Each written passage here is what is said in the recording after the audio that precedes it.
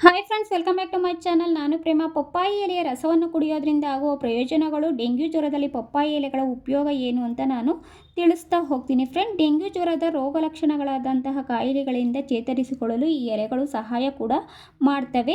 ಪಪ್ಪಾಯಿ ಈ ಎಲೆಗಳು ವಿಟಮಿನ್ ಎ, ಸಿ, ಇ ಮತ್ತು ಬಿ ಜೀವಸತ್ವವನ್ನು ಹೊಂದಿವೆ. ಕ್ಯಾಲ್ಸಿಯಂ, ಮೆಗ್ನೀಷಿಯಂ ಮತ್ತು ಪೊಟ್ಯಾಷಿಯಂ ಅಂತಹ ಖನಿಜಗಳು ಸಹ ಹೇರಳವಾಗಿ ಇದ್ದಾವೆ.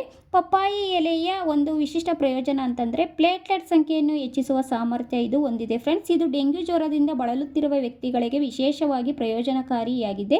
ದೇಹವು ಸೋಂಕುಗಳಿಂದ ಹೋರಾಡಲು ಹೆಚ್ಚು ಸಹಾಯ ಕೂಡ ಮಾಡುತ್ತೆ. ಪಪ್ಪಾಯಿ ಎಲೆಯಲ್ಲಿ ಪ್ಲೇಟ್ಲೆಟ್ ಸಂಖ್ಯೆಗಳು ಹೆಚ್ಚಾಗಿ ಇರೋದ್ರಿಂದ ಜೀರ್ಣಕಾರಿ ಸಮಸ್ಯೆಗಳಿಂದ ಹಿಡಿದು ಚರ್ಮದ ಸ್ಥಿತಿಗಳವರೆಗಿನ ಕಾಯಿಲೆಗಳು ಸಹ ತುಂಬಾ ಬೇಗ ಕಡಿಮೆ ಆಗ್ತವೆ.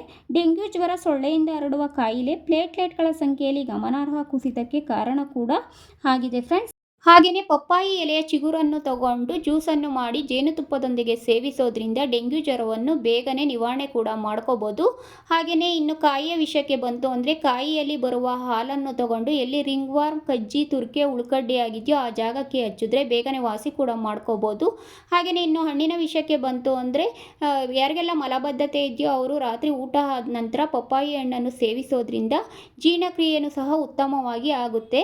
ಹಾಗೆಯೇ ಪಪ್ಪಾಯಿ ಬೀಜವನ್ನು ಸೇವಿಸೋದ್ರಿಂದ ಹೊಟ್ಟೆಯಲ್ಲಿರುವ ಜಂತುಹುಳುಗಳು ಸಹ ಬೇಗನೆ ಕಡಿಮೆ ಕೂಡ ಮಾಡ್ಕೋಬೋದು. ಒಟ್ಟಾರೆ ಹೇಳೋದಾದರೆ ಈ ಪಪ್ಪಾಯಿ ಎಲೆ, ಹಣ್ಣು, ಕಾಯಿ ಎಲ್ಲವೂ ಕೂಡ ಔಷಧಿ ಗುಣಗಳನ್ನು ಹೊಂದಿವೆ. ಫ್ರೆಂಡ್ಸ್, ಈ ವಿಡಿಯೋ ಇಷ್ಟ ಆಗಿದರೆ ಲೈಕ್ ಮಾಡಿ, ಶೇರ್ ಮಾಡಿ, ಸಬ್ಸ್ಕ್ರೈಬ್ ಮಾಡಿ. Thank you.